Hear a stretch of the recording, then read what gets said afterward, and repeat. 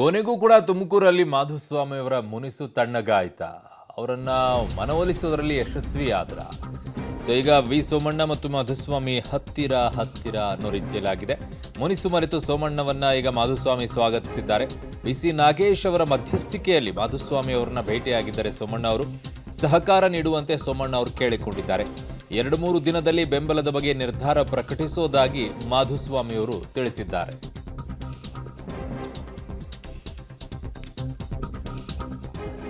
So 2-3 ದಿನದಲ್ಲಿ ಅವರು ಬೆಂಬಲದ ಬಗ್ಗೆ ನಿರ್ಧಾರವನ್ನ ಪ್ರಕಟಿಸ್ತೀನಿ ಅಂತ ಹೇಳಿದ್ದಾರೆ. ಸೊ ಹಾಗಾಗಿ ಈಗ ಸದ್ಯಕ್ಕೆ 2-3 ದಿನ ಇನ್ನೂ ತಣ್ಣಗಾಗುವಂಗಿಲ್ಲ. ಸದ್ಯಕ್ಕೆ ಭೇಟಿಯಾಗುವಂತಹ ಮುನಿಸೇನಿತ್ತು ಅದು ಹೊರಟು ಹೋಗಿದೆ.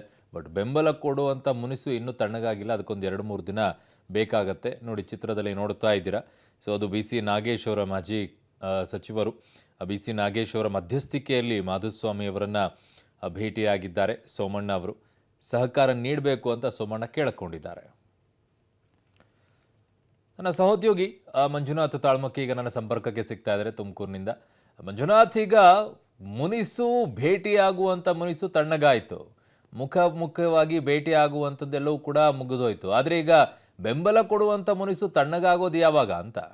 ಎಸ್ ಅರುಣ್, ಮಾಧುಸ್ವಾಮಿಯವರಿಗೆ ಇಷ್ಟು ದಿನ ಇದ್ದಂತಹ ಕೋಪ ಮತ್ತು ಪ್ರತಾಪ ಎರಡೂ ಕೂಡ ಹಂತ ಹಂತವಾಗಿ ಕಡಿಮೆ ಆಗ್ತಾ ಬಂದಿದೆ ಅನ್ನೋದಕ್ಕೆ ಇದು ಸ್ಪಷ್ಟವಾದಂಥ ಒಂದು ಉದಾಹರಣೆಯಾಗಿದೆ.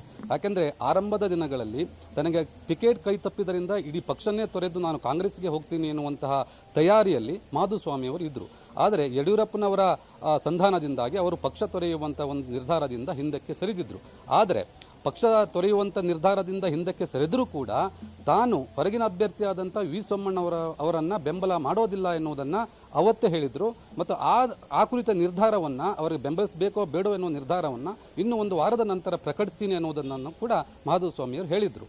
ಆದರೆ ಎಲ್ಲಿಯ ಮಟ್ಟಿಗೆ ವಿ ಸೋಮಣ್ಣವರ ಮೇಲೆ ಕೋಪ ಇತ್ತು ಅಂತ ಹೇಳಿದರೆ ಅವರಿಗೆ ವಿ ಸೋಮಣ್ಣವರೇ ಸ್ವತಃ ಕಾಲ್ ಮಾಡಿ ನಾನು ನಿಮ್ಮ ಮನೆಗೆ ಬರ್ತೀನಿ ಅಂತ ಹೇಳಿದ್ರು ಕೂಡ ದಯವಿಟ್ಟು ನನ್ನ ಮನೆಗೆ ಬರಬೇಡಿ ಅನ್ನುವಂಥ ತಾಕೀತನ್ನು ಕೂಡ ಖಾರವಾಗಿಯೇ ಮಾಡಿದರು. ಆದರೆ ಆ ಒಂದು ಕೋಪ ಈಗ ಕ್ರಮೇಣ ತಣ್ಣಗಾಗ್ತಾ ಇದೆ ಎನ್ನುವಂಥಕ್ಕೆ ನಿನ್ನೆ ಅವರ ಮನೆಗೆ ಭೇಟಿ ಕೊಟ್ಟಿರುವಂಥದ್ದು ಒಂದು ಸ್ಪಷ್ಟ ಉದಾಹರಣೆ ಆಗಿದೆ.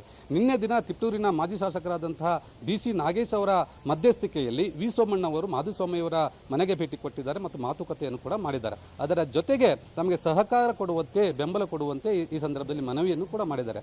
ಆದರೆ ನಗುತ್ತಲೇ ಮಾತನಾಡಿದಂತಹ ಮಾಧುಸ್ವಾಮಿಯವರು ಇಲ್ಲ, ನನ್ನ ಕೋಪ ನಿಮ್ಮ ಮೇಲಲ್ಲ ಪಕ್ಷದ ಮೇಲೆ ಅನ್ನುವಂಥ ರೀತಿಯಲ್ಲಿ ಅವರಿಗೆ ಹೇಳಿದ್ದಾರೆ ಎನ್ನುವಂಥ ಮಾಹಿತಿ ನಮಗೆ ಲಭ್ಯವಾಗ್ತಾ ಇರುವಂಥದ್ದು.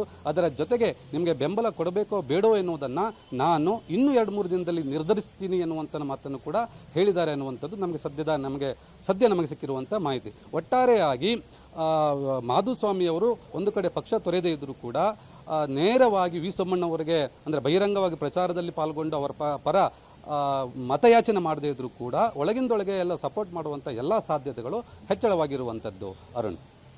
ಓಕೆ ಮಂಜುನಾಥ್, ನಿಮ್ಮೆಲ್ಲ ಮಾಹಿತಿಗೆ ಧನ್ಯವಾದಗಳು.